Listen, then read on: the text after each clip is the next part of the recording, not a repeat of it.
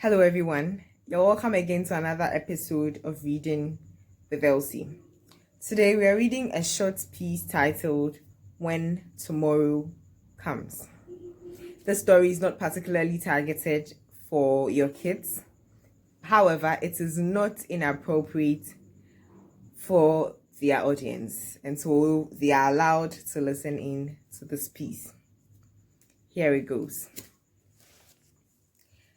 There was crying and shouting on the other side of the road. I was not eager to see what was going on. The shouting had quickly given me the impression that it was bloody. In situations like these, I was different from my twin sister. I was not curious. I was not unbothered, but I was scared of what I would see. I was scared of the images that would register in my subconscious mind and play back to me at the most awkward times. Adobia, let's go and see, Kisiwa, my younger twin, called. She did not wait for me to follow along. She knew I would not follow anyways. She had always done that. Sometimes I felt she did that so she did not have to feel guilty about her inappropriate curiosity. Our mother had warned her severally. With Kisiwa, in these circumstances, once bitten, twice shy did not hold. I remember when she had run outside to watch a fight between a couple and bore the brunt of the slippers thrown angrily by the woman at the man. When we laughed at her, she defended her actions by saying the lady was simply an uncouth woman. And then when there was another episode of such, Kisiwa was out to sea again. It was only 5 a.m. We were headed to my auntie's house.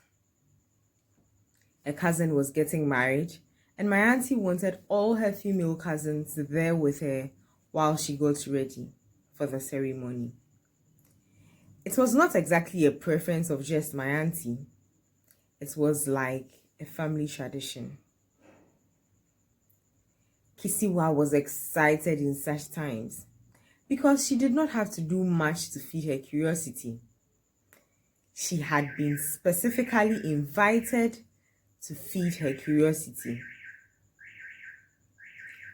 The traffic had stopped because the red lights had gone on, but the driver who was ahead apparently was in too much of a hurry, so he sped across. Next, we heard a screech. Not sure where it was from, I stretched to see. I could not see much, but the cars had all stopped, including our taxi. I could see the street hawkers running all around. They were crying loudly. Some of them ran into the middle of the road and back. Then I realized from their cries that a fellow hawker had been hit by the car, or probably killed. Some men ran towards the scene, and I saw them lift up her body. It was a woman, a young woman, but yes, she was blood covered. Her head looked the bloodiest. The men tried to lift her into the car, but she was too heavy, so she fell out of their arms and fell down. Another set of 3 men came and successfully lifted her, pushing her into the car. The wailing went on and on, seemingly getting louder and louder. Tears began to roll down my cheeks I was sad. Their wails could be because of the pain and hurt caused from losing their friend. Or it could be because of the anger they felt towards the carless driver who had sped off after hitting the young woman. However, my mind and tears were focused on the thoughts that the wails could come from fear for their lives. Just as they looked at their friend being pushed unconsciously into the back of the car of a stranger, it could be any of them tomorrow. The driver who had hit their friend might have no remorse for his actions, and neither was he the last reckless driver who would ply the roads of Accra.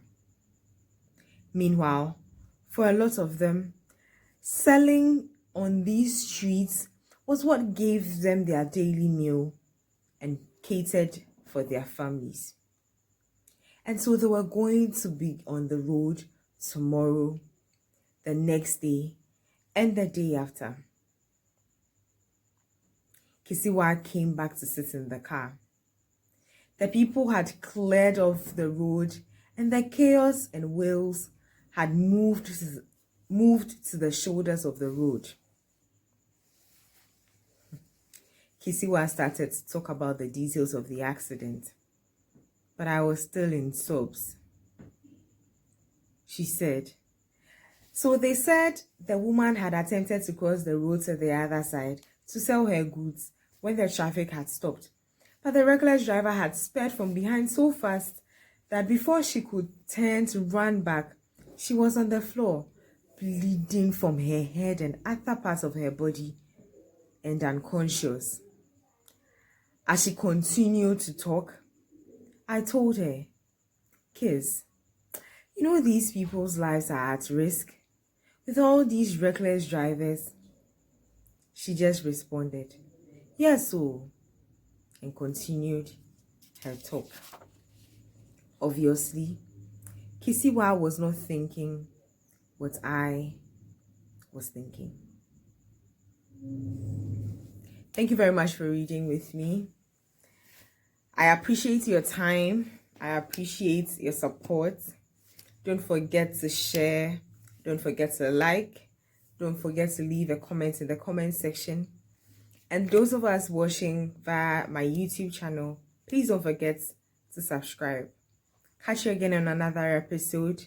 It's been a lovely time with you. My name is Elsie. Bye.